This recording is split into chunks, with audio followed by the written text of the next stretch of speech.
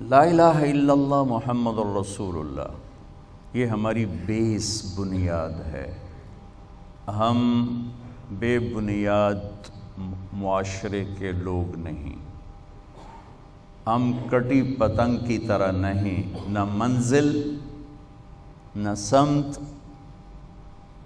نہ ہوا میں اڑنے کی کوئی غرض و غایت، جس کے ہاتھ لگ گئی، جہاں کسی تار میں اٹک گئی۔ تو ہم آزاد نہیں بچوں کہ جو چاہیں کریں، جیسے چاہیں کریں، جیسے چاہیں کمائیں، ہم آزاد نہیں۔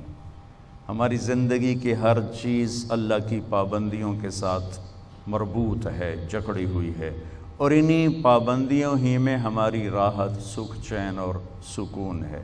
اس وقت دنیا مادی لحاظ سے اتنی ترقی کر چکی ہے، خوبصورت ہو چکی ہے، لیکن لوگوں کے مسائل اتنے ہی بڑھ چکے ہیں، پریشانیاں بھی ہیں، ٹینشن بھی ہے۔ 98 آج سے 20 سال پہلے میں 4 مہینے کے لیے امریکہ گیا تھا جماعت میں، تو یہاں قریب گاؤں ہے، ادھر ملت روڈ پر دھنولا، وہاں کے ایک تھے ڈاکٹر یوسف صاحب، وہ پورے یہ چلڈرن وارڈ کے وہ تھے، ہیڈ تھے وہ۔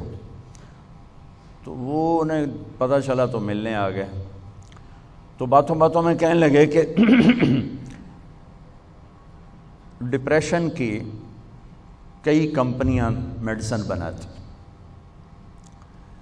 ایک کمپنی کا میڈیکل ریپ انہیں بتا رہا تھا کہ صرف ہماری کمپنی کی جو ٹیبلٹ ہے ایک، وہ $13 کھرب کی کینیڈا امریکہ میں 1 سال میں فروخت ہوئی ہے۔ 1 سال میں، جھوٹ بولا تو انہوں نے، سچ بولا تو انہوں نے، لیکن مجھے نہیں لگتا کہ انہوں نے کوئی مجھ سے غلط بیانی کی۔ $13 کھرب کی ایک ٹیبلٹ ایک کمپنی کی امریکہ اور کینیڈا میں استعمال ہوئی، جو دنیا کے سب سے زیادہ ترقی یافتہ ملک ہیں۔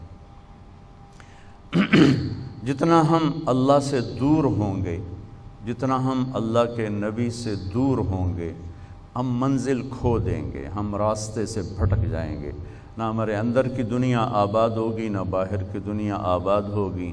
100 بار چمن مہکا، 100 بار بہار آئی، دنیا کی وہی رونق، دل کی وہی تنہائی۔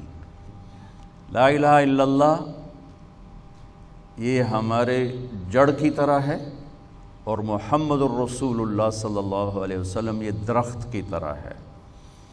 لا الہ الا اللہ دل میں اتارا جاتا ہے تو محمد الرسول اللہ نکل کر پورے وجود پہ آ جاتا ہے۔ جب جڑ کمزور ہوتی ہے تو اوپر والا درخت خود کمزور ہو جاتا ہے، اس کے پتے جھڑ جاتے ہیں، شاخیں بیمار ہو جاتی ہیں، سوکھ جاتی ہیں، اور جب اس کی جڑ مضبوط ہوتی ہے تو وہ اسی طرح ہرا بھرا ہوتے ہوتے ہوتے پھلدار بھی ہوتا ہے، سایہ دار بھی ہوتا ہے، فائدہ بھی پہنچاتا ہے۔ ہمیں اللہ نے ماں کی گود میں لا الہ الا اللہ دیا۔ اس کی جڑ لگانا محنت سے ہوتا ہے، اس کی جڑ لگانا جان جوکھوں کا ایک سفر ہے۔ جو اس کو پورا کر لیتا ہے، پھر موت کے بعد ایک لمبی زندگی ہے، جہاں اللہ تعالیٰ اس کے ہر چاہے کو